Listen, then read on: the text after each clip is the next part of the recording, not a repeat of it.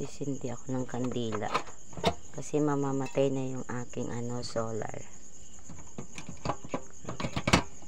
kasi magbibihis ako. Ayan, sindi mo ng kandila kasi mamamatay na kasi solar ko eh. Itipid ko yung aking butane, tinitipid ko yan kasi kung hindi ko titipirin mauubos siya agad, wala tayong pambili. Pupunta ako sa kwarto ko kasi nga hindi ko makita pagkuha ng damit. Ayun guys, pasok ko sa kwarto ko, bundok kasi dito guys eh. Yan, maghanap ako ng aking damit. Kailangan ko may pagpatungan ako ng kandila ko kasi wala akong posporo. Yan, tagal naman na ito. Maghanap ako ng damit ko kasi doon muna ako makitulog sa aking kaibigan kasi napakainit ngayong gabi, walang electric fan. Alam ko naman pagtatawanan nila ako kasi yung mga hindi nagmamahal sa akin, pagtatawanan nila ako yan. Gusto nila akong naghihirap at lugmok. Okay lang, importante yung buhay ko masaya. Hanap akong damit guys,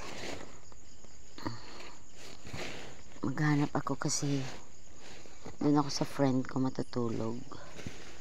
Wala ba akong electric fan dito. Yan, ayan na.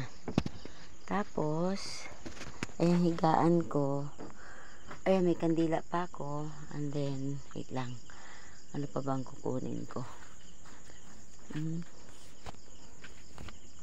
Napakainit nito guys, hindi ako pwedeng matulog ng ganito, ang init kasi.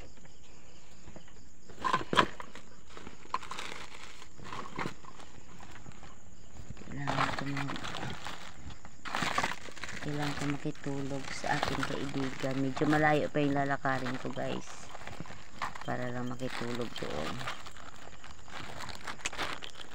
Yan, tapos malapit na malapit na magdilim ang aking bahay dahil sa yung ilaw ko madilim na.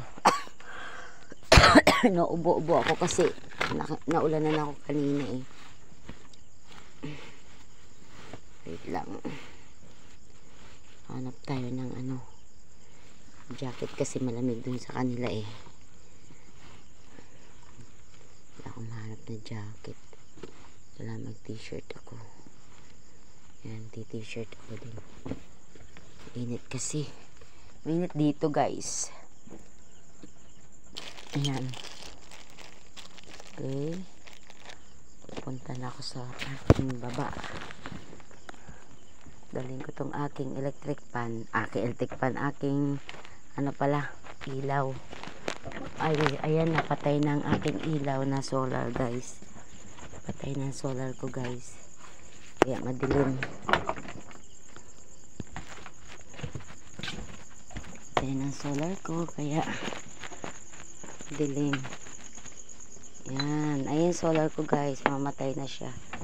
Ayan, kaya kandila na naman ako kasi nga konti lang araw kanina eh. Ayan, ayun guys, bye bye muna.